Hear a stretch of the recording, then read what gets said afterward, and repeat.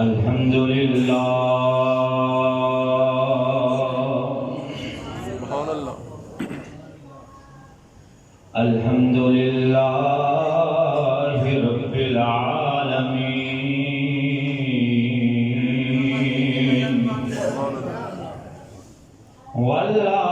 والعاقبۃ للمتقین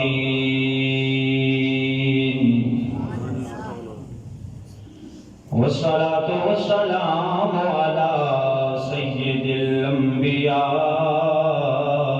والمرسلین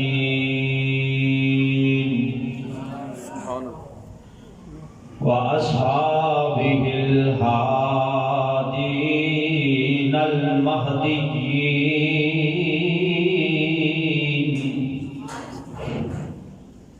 واولیاء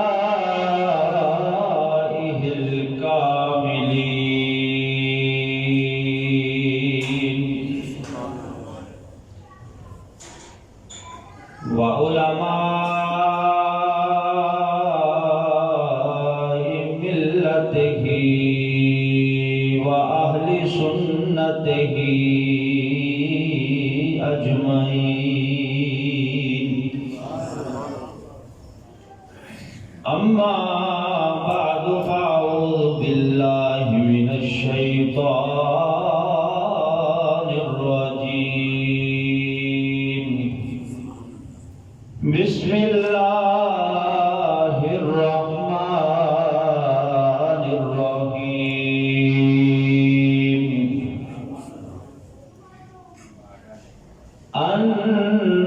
النبی اولا بالمؤمنین وازواجہ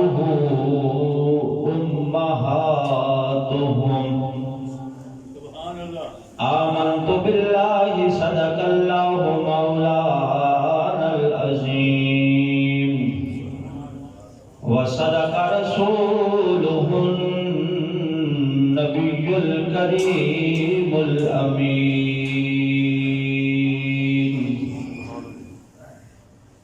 الصلاة والسلام علیک یا رسول اللہ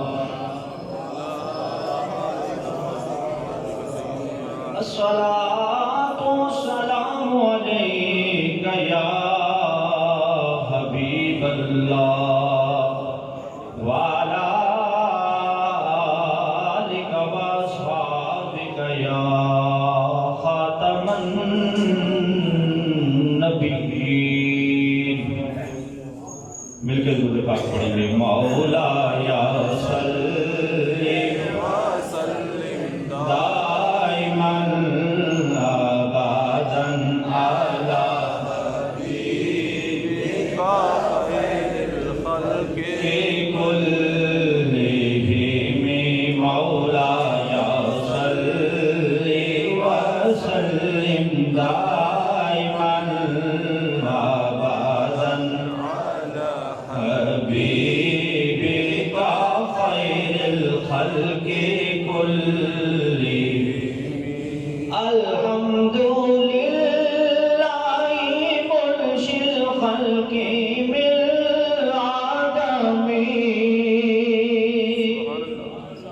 الحمد للہ منشی الخلق من العدم ثم الصلاة على المختار في القدم مولا یا صلی وسلم دائما ابدا علی حبیبک خیر الخلق كلهم مولا یا صلی وسلم دائما ابدا علی حبیبک خیر الخلق كلهم سبحان اللہ.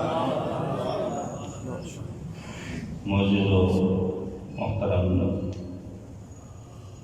سامعین حضرات، اللہ کے فضل و احسان سے آج رمضان المبارک کا 10واں روزہ ہے اور 10ویں روزے کو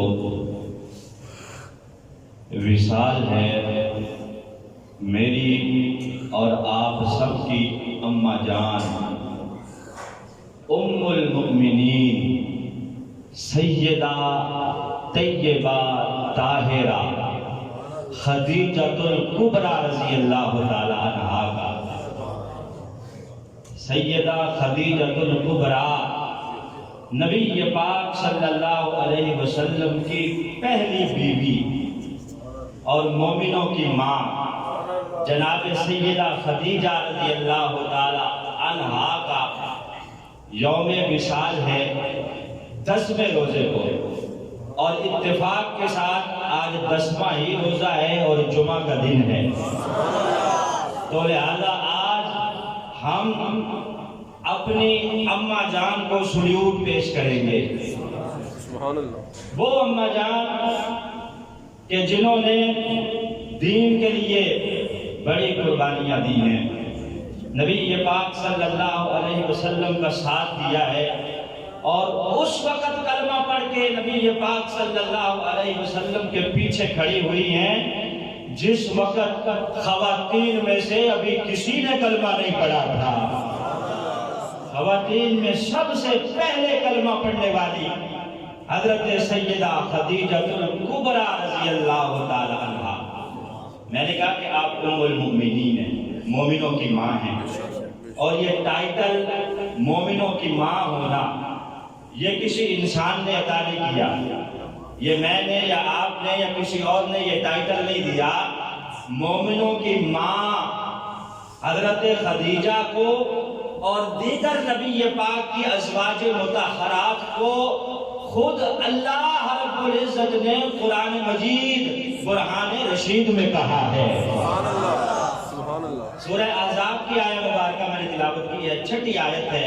اللہ فرماتا ہے النبی اولیٰ بالمؤمنین من انفسہم وازواجہ امہاتہم۔ فرمایا نبی وہ ہیں صلی اللہ علیہ وسلم کہ یہ مومنوں کو اپنی جانوں سے بھی زیادہ عزیز ہیں۔ النبی اولیٰ بالمؤمنین، یہ مومنوں کی جانوں سے بھی زیادہ قریب ہیں، زیادہ ان کو عزیز ہیں۔ وَأَزْوَاجُهُ أُمَّهَاتُهُمْ، اور ان کی گھر والیاں مومنوں کی مائیں ہیں۔ وَأَزْوَاجُهُ أُمَّهَاتُهُمْ، یہ نبی کی جو گھر والیاں ہیں ان سب کے بارے میں قرآن نے کہا کہ یہ ساری کی ساری مومنوں کی مائیں ہیں۔ تو انہی ماؤں میں سے جو پہلی ہماری اماں جان ہیں، سبحان اللہ، ماں کا تذکرہ ہو اور بچے خاموش رہیں۔ ماں بڑا ایک اچھا رشتہ ہے اور بڑا محبت والا رشتہ ہے۔ ماں کا جب تذکرہ ہو تو پھر ہونٹوں پہ مسکراہٹ بھی ہونی چاہیے اور سبحان اللہ بھی ہونا چاہیے۔ جو آپ ایسے کھنچ کے اور بدے ہوئے ایسے جو ہے اور تن کے نہ بیٹھے بلکہ خوش ہو کے بیٹھے کہ آج ہماری اماں جان کا ذکر ہو رہا ہے۔ تو حضرت خدیجۃ الکبریٰ رضی اللہ تعالی عنہا، آپ کے والد کا نام ہے جناب خویلد، خدیجہ بنت خویلد، اور خویلد کے ابا جان کا نام ہے اسد، اسد کے ابا جان کا نام ہے عبد العزیٰ، عبد العزیٰ کے ابا جان کا نام ہے قصی۔ سبحان اللہ۔ قصی، یہ جو قصی ہے نا، چوتھا دادا یہاں آ کے حضرت خدیجہ کا اور نبی پاک کا سلسلہ نسب آپس میں مل جاتا ہے۔ ادھر سے نبی پاک صلی اللہ علیہ وسلم کے ابا جان کا نام ہے جناب بولو عبداللہ، کیا نام ہے بھائی؟ جناب عبداللہ۔ اور حضرت عبداللہ کے ابا جان کا نام ہے جناب عبد المطلب، اور جناب عبد المطلب کے ابا جان کا نام ہے جناب ہاشم، اور ہاشم کے ابا جان کا نام ہے جناب قصی۔ کیا؟ قصی۔ یہاں چوتھا دادا حضرت سیدہ خدیجہ کا بھی وہی ہے اور نبی پاک صلی اللہ علیہ وسلم کا بھی وہی ہے، یعنی دونوں کا قبیلہ ایک ہی ہے، قبیلہ قریش، قریش قبیلے سے ہیں۔ نبی پاک صلی اللہ علیہ وسلم کے نکاح میں جب آپ آئیں تو آپ کی عمر مبارک تھی 40 سال، اور نبی پاک صلی اللہ علیہ وسلم کی عمر مبارک تھی 25 سال۔ کتنی بھائی؟ 25 سال، گویا 15 سالوں کا ڈفرنٹ تھا اور فرق تھا۔ حالات کی ستم ظریفی دیکھیے، نبی پاک صلی اللہ علیہ وسلم کے نکاح میں آنے سے پہلے حضرت خدیجہ رضی اللہ تعالی عنہا کا 2 مرتبہ نکاح ہوا، 2 مرتبہ شادی ہوئی، اور دونوں خاوند اللہ کو پیارے ہو گئے، دونوں خاوند پیارے ہو گئے۔ پہلے ہیں ابو حالہ مالک، ان سے جناب خدیجہ کے 2 صاحبزادے ہیں۔ کتنے صاحبزادے ہیں بھائی؟ ایک کا نام ہے حالہ اور ایک کا نام ہے ہند رضی اللہ تعالیٰ عنہ۔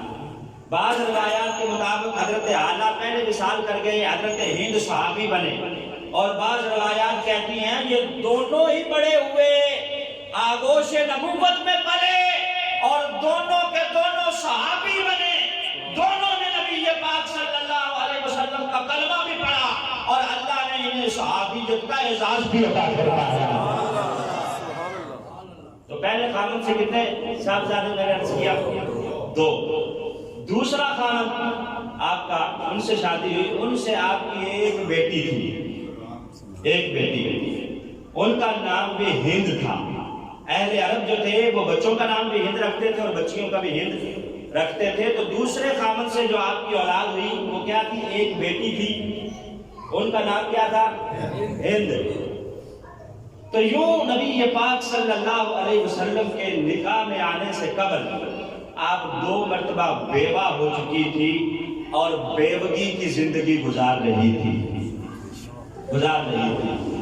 اب آپ کو نکاح کی حاجت نہیں تھی۔ قریش مکہ کے سرداروں نے نکاح کا پیغام بھیجا، لیکن آپ نے قبول نہیں کیا، اور آپ کا سٹیٹس یہ تھا کہ آپ ملکہ عرب تھی، عرب کے ملکہ آپ کو کہا جاتا تھا۔ آپ کے والد جناب خویلد بہت بڑے تاجر تھے، بہت بڑے تاجر۔ جب ان کا وصال ہوا تو حضرت خدیجہ نے ان کا کاروبار خود سنبھالا، خود تجارت سنبھالی، اور مکے کی اتنی بڑی تاجرہ تھی کہ کوئی تاجر آپ کے مد مقابل نہیں تھا، کوئی تاجر اتنا بڑا نہیں تھا۔ جب قافلے جاتے تھے سارے مکے کے سرداروں کا جتنا مال ہوتا تھا اتنا اکیلا حضرت خدیجہ کا ہوتا تھا۔ سبحان اللہ۔ ملکہ عرب، عرب کی شہزادی، اسٹیٹس یہ تھا کہ 20 کنیزیں آپ کے گھر میں موجود ہیں آپ کی خدمت کرنے کے لیے، خدمت کرنے کے لیے۔ اور آپ کی شرافت کا عالم یہ ہے کہ زمانہ جاہلیت میں بھی آپ کو خدیجہ طاہرہ کہا جاتا تھا۔ کیا کہا جاتا تھا؟ خدیجہ طاہرہ۔ طاہرہ کے نام سے آپ موسوم تھی۔ طاہرہ ایک پاک دامن، پاک دامن، پاکیزہ خاتون ہے۔ یعنی اس وقت بھی لوگ آپ کو طاہرہ، خدیجہ طاہرہ کے نام سے پکارتے تھے۔ حضرت خدیجہ رضی اللہ تعالیٰ عنہا آپ بیوگی کی زندگی گزار رہی تھی، مکے میں حرم کے سامنے، اللہ کے گھر کے سامنے چلی جاتی، اس وقت جو مروجہ ذکر و اذکار تھا وہ کرتی اور وقت گزارتی۔ مکے میں ایک خواتین کا میلہ لگتا تھا ہر سال۔ آپ فرماتی ہیں وہ میلہ لگا ہوا تھا، خواتین اکٹھی تھی اللہ کے گھر کے آگے۔ وہیں ایک یہودیوں کا بہت بڑا عالم آیا، خواتین نے اس نے کتابیں لکھا رکھی تھی، اٹھا کے وہ اللہ کے گھر کی طرف بیٹھا ہے، اور بیٹھ کے اپنا ذکر و فکر کرنے کے بعد جہاں خواتین اکٹھی تھی وہ خواتین کی طرف متوجہ ہوا اور کھڑا ہو کے اس نے اعلان کیا کہ اے مکے کی خواتینوں سنو سنو، یہاں مکے میں اللہ کا نبی آئے گا، نبی آخر الزمان آئے گا، تم ساری خواتین سن لو، تم میں اگر وہ تم سب میں سے کسی کو دعوت نکاح دے تو اس کی دعوت کو رد نہ کرنا، بلکہ ہنس کے اس کی زوجہ بن جانا۔ جو اس کی زوجہ بن جائے گی اللہ اسے عزتیں ہی عزتیں عطا فرمائے گا۔ حضرت خدیجہ کہتی ہیں کہ اس اس یہودی عالم نے اعلان تو کر دیا. خواتین نے کہا کہ یہ کہاں مرد ہم میں گھس آیا ہے اور یہ ایسی نکاح کی باتیں کر رہا ہے, ساری اس کے خلاف ہو گئی, اس کو وہاں سے نکال دیا. کہتی ہیں خواتین تو خلاف ہو گئی لیکن میں سوچ میں پڑ گئی, میں سوچنے لگی اور دعا مانگنے لگی کہ یا اللہ یہ اعزاز مجھے ہی عطا کر دینا, اس آخری نبی کی زوجہ میں بن جاؤں, مجھے یہ عزتیں مل جائیں. کہتی ہیں وقت گزرتا گیا گزرتا گیا گزرتا گیا, ایک رات سوئی ہوں, خواب آیا ہے, خواب بڑا لاجواب آیا ہے, آنکھیں بند ہو گئی ہیں, قسمت جاگ گئی ہے. میں نے اپنے پلکوں کو جب آنکھوں پہ نیند کے لیے بچھایا ہے, رات کو خواب یہ آیا ہے کہ آسمان سے سورج اترا ہے اور اتر کے میرے صحن میں گر پڑا ہے.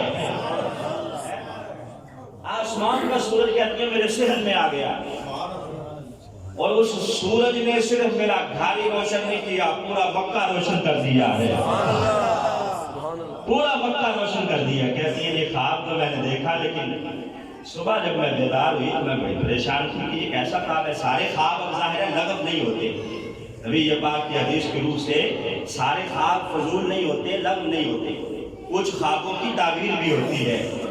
حضرت خدیجہ ام المؤمنین آپ کہتی ہیں کہ اب میں خواب کی تعبیر پوچھنے کے لیے اپنے چچا زاد بھائی ورقہ بن نوفل کے پاس گئی. ورقہ بن نوفل جو آسمانی کتابوں کا ماہر تھا, پرہیزگار تھا, نیک تھا, اور حضرت خدیجہ کا چچا زاد بھائی تھا.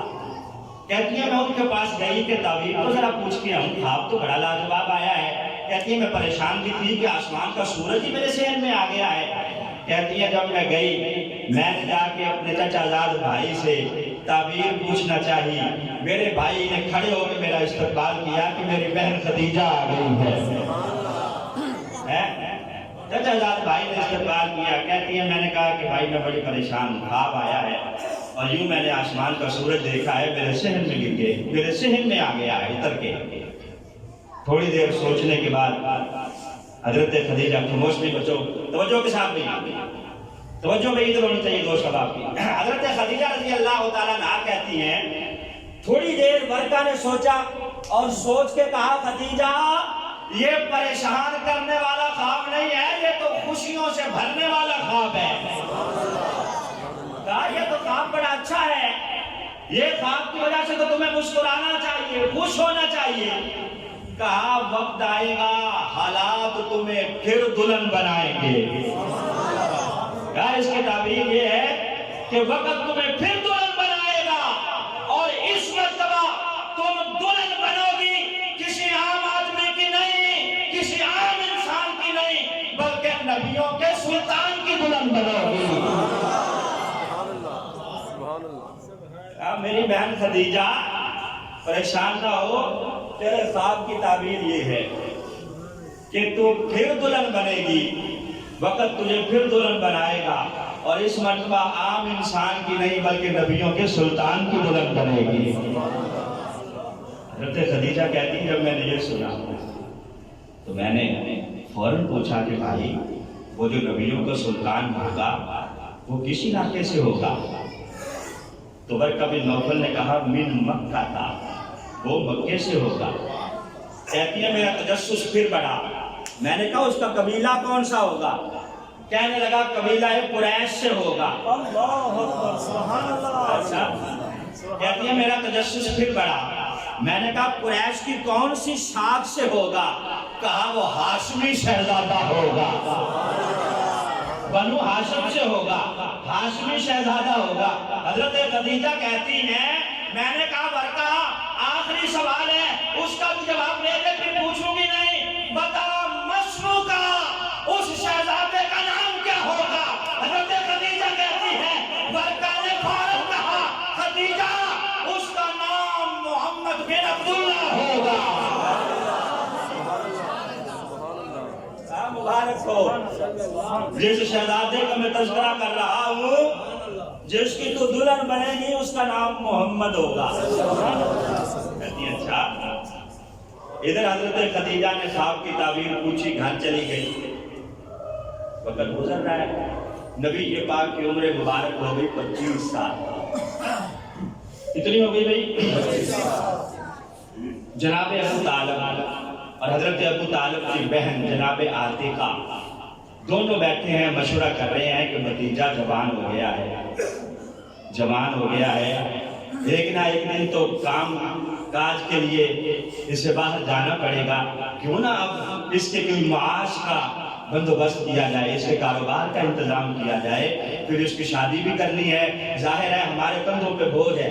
نبی پاک کی پھپھی جناب عاتقہ، نبی پاک صلی اللہ علیہ وسلم کی پھپھی ہے، حضرت عبداللہ کی بہن اور ابو طالب کی بہن ہے۔ ابو طالب کے ساتھ مشاورت ہو رہی ہے، دونوں بہن بھائی مشاورت کر رہے ہیں کہ ہمارے بھتیجے کے بارے میں کچھ اب ہمیں سوچنا چاہیے۔ عبداللہ کا در یتیم جو ہے، جس کی ذمہ داری ہمارے کندھوں پہ ہے، اس کے بارے میں کچھ سوچیں۔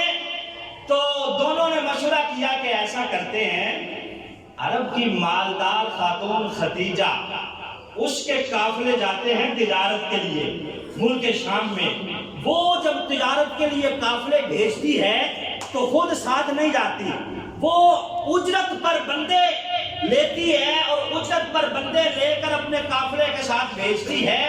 اجیر وہ اکٹھے کر کے اجیروں کو بھیجتی ہے، وہ جاتے ہیں، اس کی تجارت کر کے آتے ہیں۔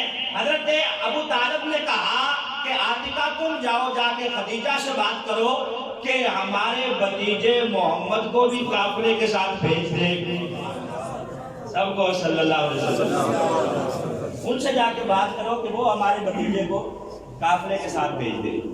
اب جناب عاتقہ وہاں سے اٹھی، سیدھی حضرت خدیجہ کے پاس، حضرت خدیجہ رضی اللہ تعالیٰ عنہا نے کہا کہ اے عرب کی شہزادی، کیسے آنا ہوا؟ تم وہ ہو جو کعبے کے کنجی برداروں کا خاندان ہے، معتبر خاندان ہے، مجھے بلا لیا ہوتا، خود تکلیف کیوں کی ہے؟ بتاؤ آنا کیسے ہوا؟ آپ نے کہا کہ میں ایک کام آئی ہوں، کام یہ ہے کہ ہمارا بھتیجا جوان ہو گیا ہے، ہم چاہتے ہیں کہ آپ کے قافلے کے ساتھ جائے، تجارت کر کے آئے۔ کہا اچھا بتاؤ بھتیجے کا نام کیا ہے؟ سبحان اللہ، سبحان اللہ۔ کہا اس کا نام محمد ہے۔ جب یہ کہا تو حضرت خدیجہ اپنی جگہ سے کھڑی ہو گئی۔ سبحان اللہ۔ اچھا محمد، عاتقہ بتاؤ یہ محمد وہی نہیں ہے جنہیں مکے والے صادق و امین کہہ کے پکارتے ہیں؟ کہا یہ وہی نہیں ہے کہ روئسائے مکہ جب یہ مجلس میں آتا ہے اٹھ کے کھڑے ہو جاتے ہیں؟ یہ وہی نہیں ہے جن کے پاس امانتیں رکھی جاتی ہیں؟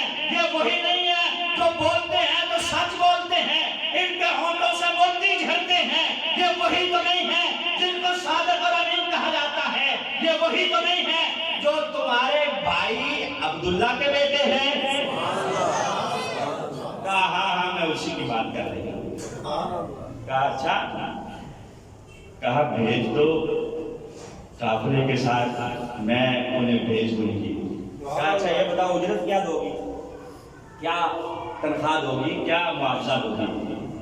کہا میں نے اسے نوکر بنا کے نہیں بھیجنا بلکہ قافلے کا مالک بنا کے بھیجنا ہے۔ کیا بات کر رہی ہو؟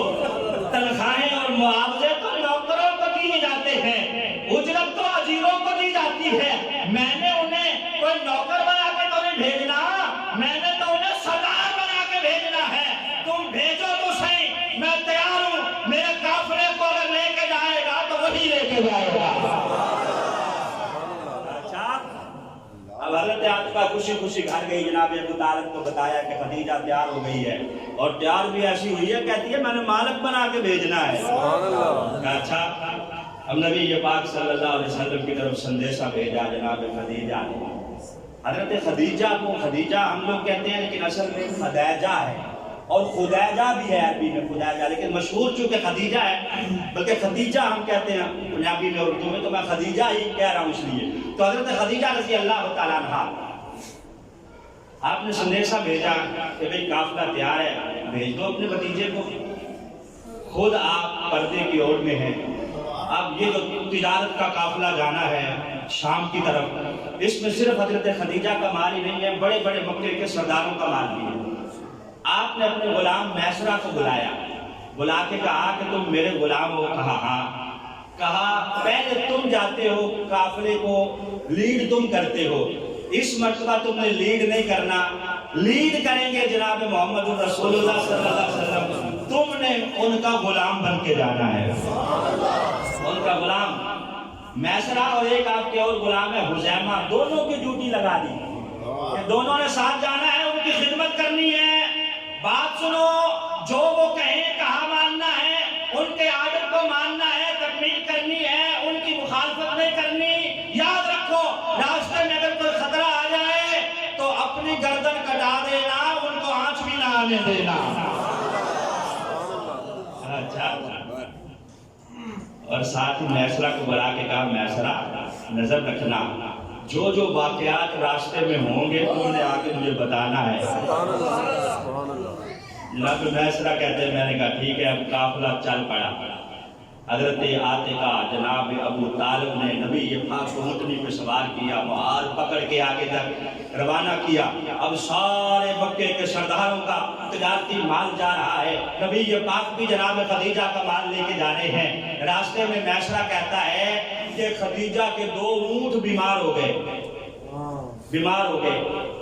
میں نے کہا اس دفعہ تو خدیجہ کو بڑا نقصان ہوگا۔ میں نے آ کے نبی پاک کو بتایا جناب محمد رسول اللہ صلی اللہ علیہ وسلم کہ اس دفعہ تو خدیجہ کا نقصان بڑا ہونے والا ہے، اس کے تو 2 اونٹ بیمار پڑے ہیں، پیچھے چال ہی نہیں رہے، وہ تو قافلے سے پیچھے رہ گئے ہیں۔ نبی پاک مسکرا دیے، کہا میسرہ پریشان کیوں ہوتا ہے؟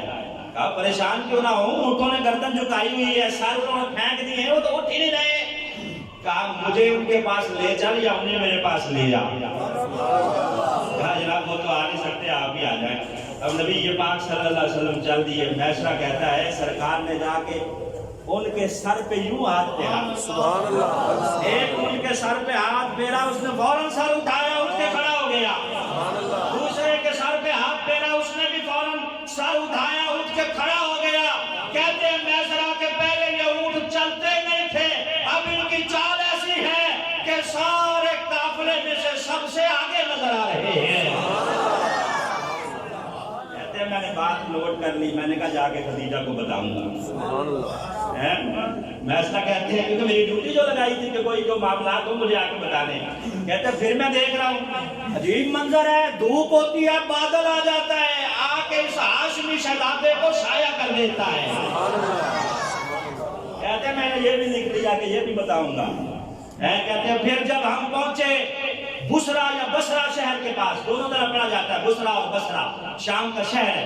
کہتے ہیں جب ہم وہاں پہنچے تو اس شہر کے باہر ایک کلیسا تھی، عیسائیوں کا ایک گرجا تھا، اور اس کا راہب تھا نستورہ راہب۔ کہتے ہیں کہ وہ نستورہ راہب کو ہم دیکھتے، جب بھی یہاں سے گزرتے وہ مکان کی چھت پہ کھڑا ہوتا، اور مکے سے شام جانے والے جو قافلے ہوتے ان کی راہیں تک رہا ہوتا۔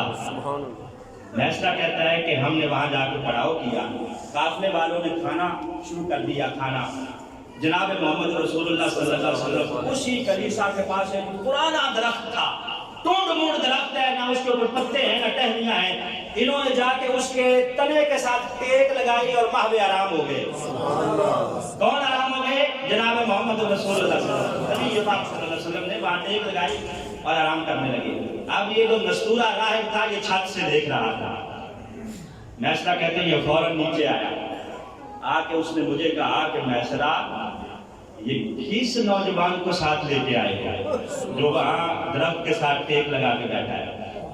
کہا میں نے اسے کہا خیر ہے، پہلے بھی ہم یہاں سے گزرتے ہیں، تم نے آج تک ہمارا حال ہی نہیں پوچھا، نہ کبھی پانی پوچھا ہے نہ حال پوچھا ہے، بلکہ تم تو چھت سے نیچے ہی نہیں اترتے، پتہ نہیں کس کی راہ تکتے رہتے ہو۔ آج کیا ہوا ہے کہ تم خود آ گئے ہو، مجھ سے پوچھ رہے ہو کہ یہ نوجوان کون ہے؟ کہا اسی نوجوان کو دیکھ کے تو نیچے آیا ہوں۔ کہا یہ کلیسا اور یہ عبادت خانہ تو ایک بہانہ ہے، میں تو مدتوں سے اس شہزادے کی راہ تک رہا تھا، اس کی راہوں میں آنکھیں بچھا کے بیٹھا تھا، چھت سے دیکھ رہا تھا، اور آج جب یہ درخت کے نیچے آ کے بیٹھا ہے تو یہ درخت وہ ہے، اس کے نیچے جب بھی کسی نے آرام کیا ہے، جس نے بھی آرام کیا ہے اللہ کے نبی نے آرام کیا ہے۔ میں نے اپنے باپ دادا سے سنا تھا کہ یہاں سے نبی آخر الزمان کا گزر ہوگا، آخر الزمان کا گزر ہوگا اور وہ اس درخت کے نیچے آرام کرے گا۔ آج تک غیر نبی نے اس درخت کے نیچے آرام نہیں کیا۔ اس کے نیچے جب بھی کسی نے آرام کیا ہے اللہ کے نبی نے آرام کیا ہے۔ تو میں تو ان کی راہیں تک رہا تھا، ذرا مجھے پاس لے جا۔ پاس آئے، جا کے نستورہ راہب نے کہا کہ اے ہاشمی شہزادے ذرا کمر سے کپڑا نہیں ہٹاتے، میں آخری نشانی دیکھنا چاہتا ہوں۔ سرکار نے جب کپڑا ہٹایا تو آپ کے دونوں شانوں کے درمیان مہر نبوت نظر آئی۔ نستورہ نے کیا کیا؟ فوراً آگے بڑھے اور بڑھ کے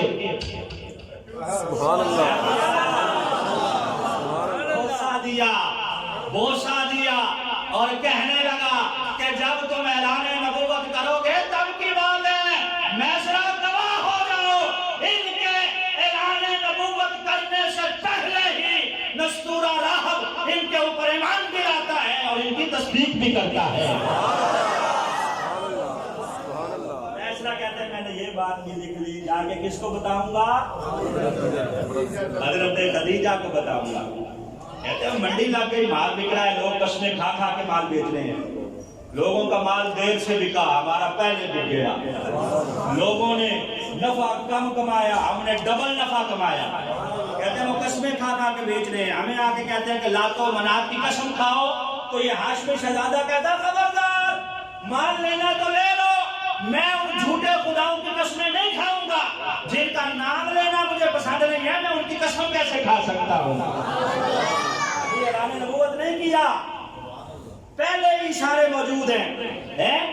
تو کیا کہا کہ میں قسم نہیں کھاؤں گا، مال لینا تو بہرحال مختصر کروں۔ اب قافلہ جب واپس مکہ آیا، تجارت کر کے ڈبل اللہ نے نفع عطا فرمایا۔ اب سارے مکہ والوں میں اعلان ہو گیا کہ تجارتی قافلہ آ رہا ہے، استقبال کے لیے لوگ کھڑے ہیں۔ حضرت خدیجہ بھی چھت پہ کھڑی ہیں کہ میں بھی اپنے قافلے کو دیکھوں کیسے آ رہا ہے، میں بھی استقبال کروں۔ آپ دیکھ رہی ہیں، راہیں تک رہی ہیں، کہتی ہے میں نے دیکھا کہ قافلہ آ رہا ہے، جناب محمد رسول اللہ صلی اللہ علیہ وسلم کے آگے آگے آپ کے سر کے اوپر دو پرندے ہیں جو اڑتے آ رہے ہیں، اپنے پروں سے آپ کو سایہ کیے ہوئے ہیں۔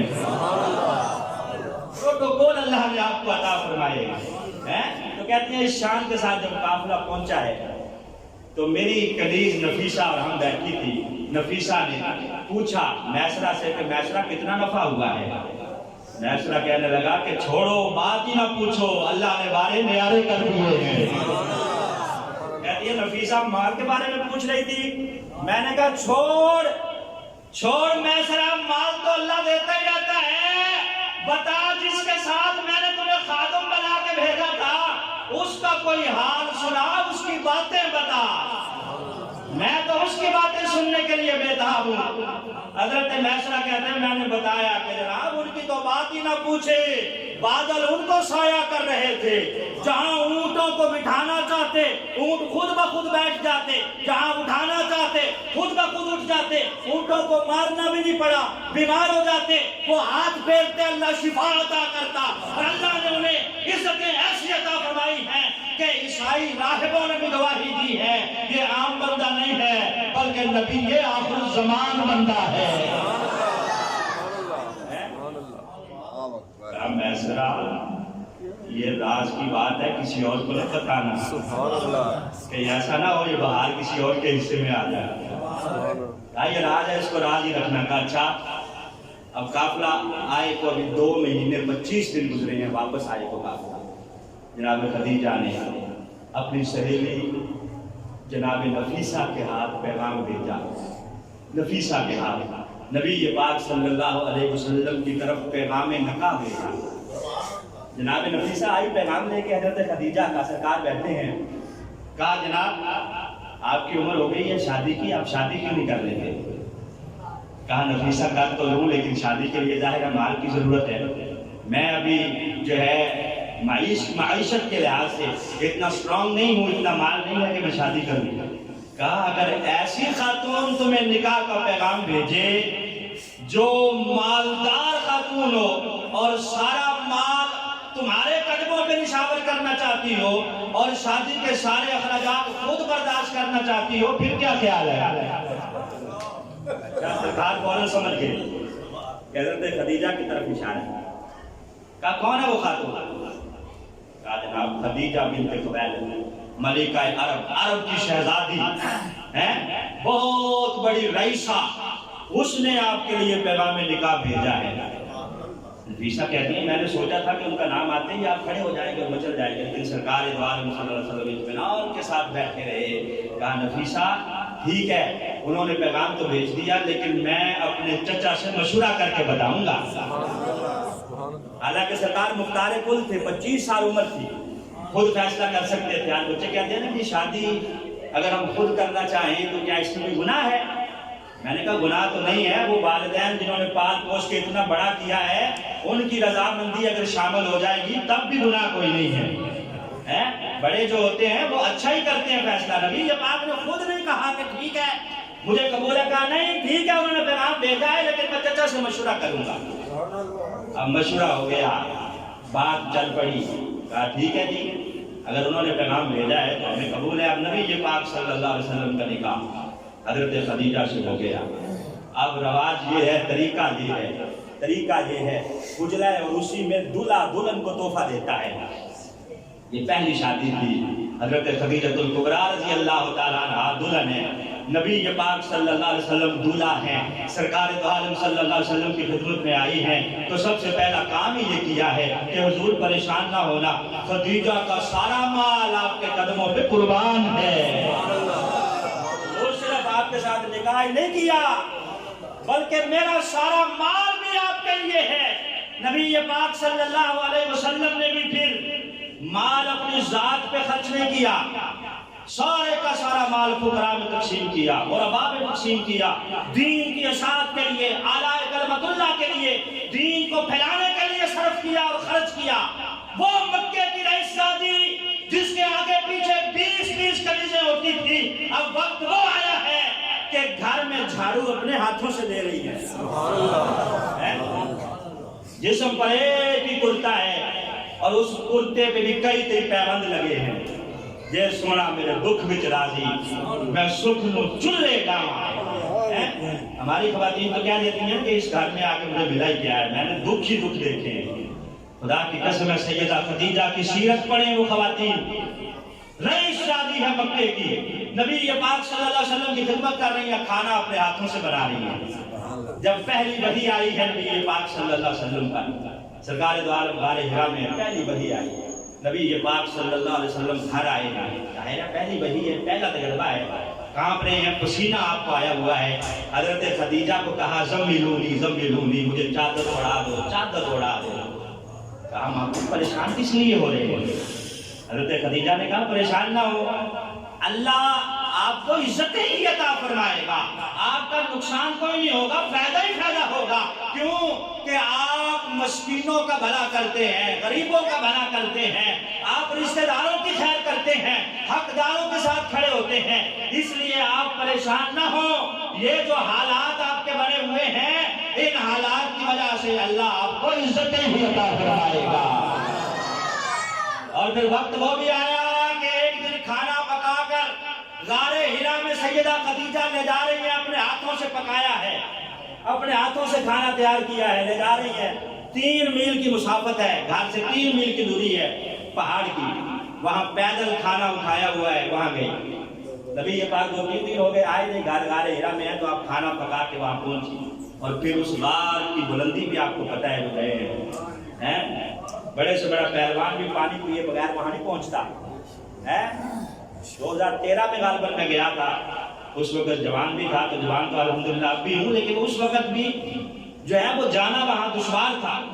بڑی مشکل سے راستے میں سانس لے کر وہاں بندہ پہنچتا ہے. حضرت خدیجہ وہاں پہنچتی، کھانا پہنچاتی. آپ جا رہی ہیں، کھانا اٹھایا ہوا ہے، ادھر جبریل آ گئے. کہا حضور خدیجہ آ رہی ہے، کھانا اٹھایا ہوا ہے ساتھ میں. اچھا پہلی دفعہ آ رہی ہے، پہلے بھی تو آتی ہے، آج کیوں آگے پیغام دے رہے ہو؟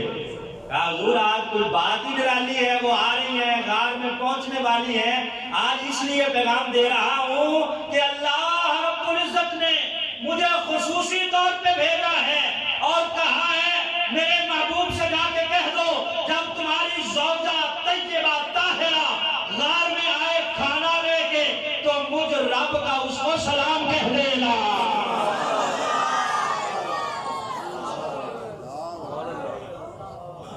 دون ہے ایسی جس کو اللہ کے سلام آتے ہو، کہا جب وہ آئے گی تو اللہ نے کہا ہے اس کو میرا سلام کہہ دینا، اور ساتھ ہی ساتھ یہ بھی بتا دینا کہ یہ دنیاوی پریشانیاں تھوڑی ہی ہیں، اللہ نے جنت میں ان کے لیے محل تیار کر رکھا ہے، وہ موتیوں کا بنا ہوا محل ہے، اس میں چین ہی چین ہوگا، سکون ہی سکون ہوگا، آرام ہی آرام ہوگا۔ جب سلام سنا سیدہ خدیجہ نے تو کہا اللہ سلام، وہ رب سلام بھیج رہا ہے جو خود سلام ہی سلام ہے، خود سلام ہی سلام ہے، اس کا نام ہی سلام ہے، وہ سلام بھیج رہا ہے مجھ بندی کو۔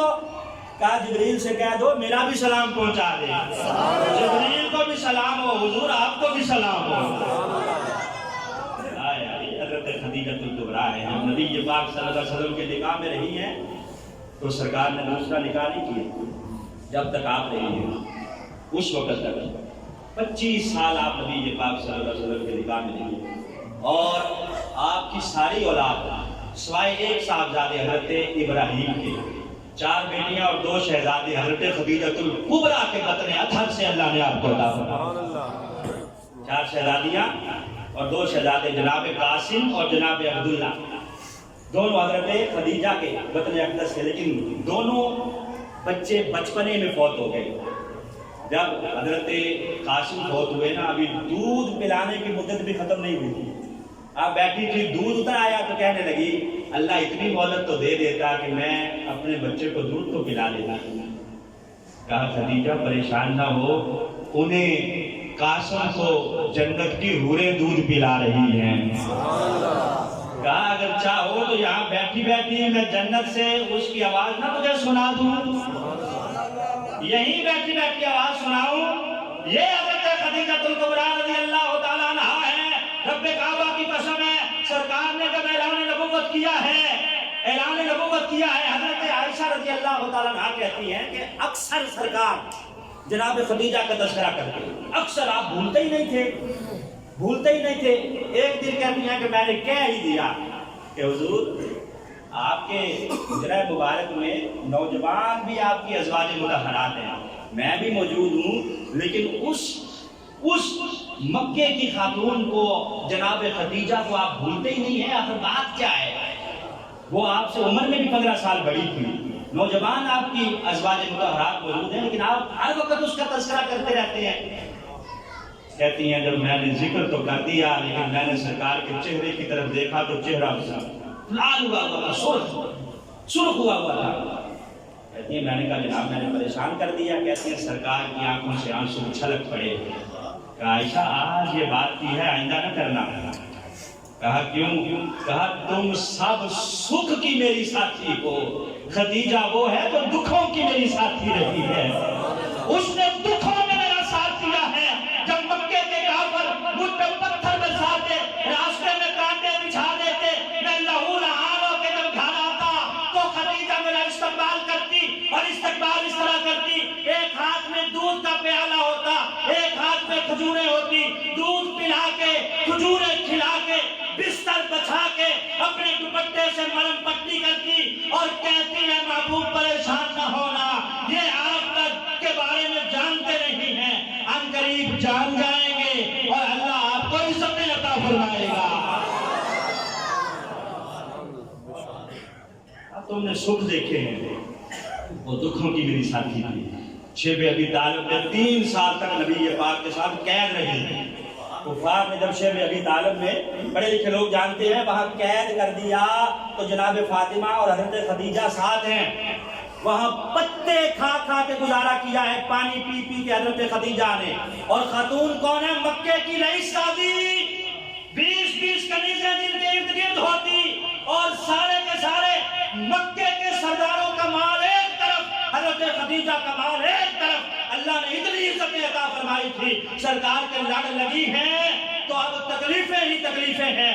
پھر بھی خندہ پیشانی کے ساتھ برداشت کر رہی ہیں، صرف اور صرف اپنی اولاد کے لیے نہیں، ہمارے لیے یہ جو روحانی اولاد بیٹھی ہے اس کے لیے بھی جناب خدیجہ کی خدمات ہیں۔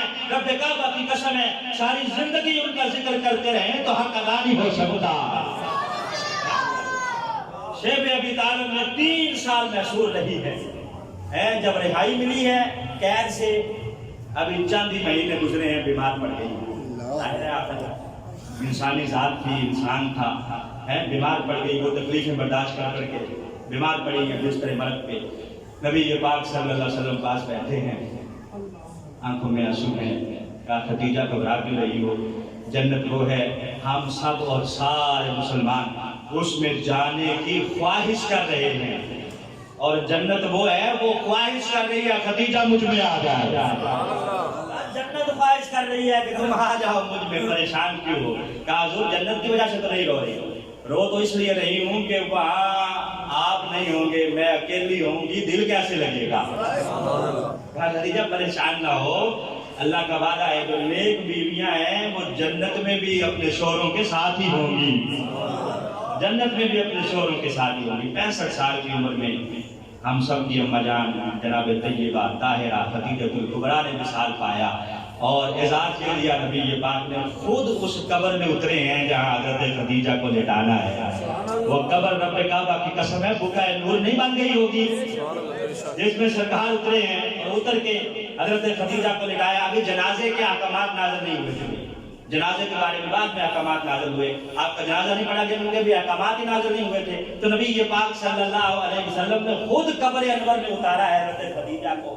ان کی خدمات رب کعبہ کی قسم ہے وہ بھلائی نہیں جا سکتی، دین کے لیے، اعلیٰ کلمت اللہ کے لیے، اور نبی پاک کی ذات کے لیے جو ان کی قربانیاں ہیں، اگر نہ ہوتی تو یقیناً آج ہم شاید یہاں نہ بیٹھے ہوتے، کیونکہ جتنا مال چاہیے تھا دین کی اشاعت کے لیے وہ سارا حضرت خدیجہ نے عطا فرمایا ہے۔ وآخر دعوانا الحمدللہ۔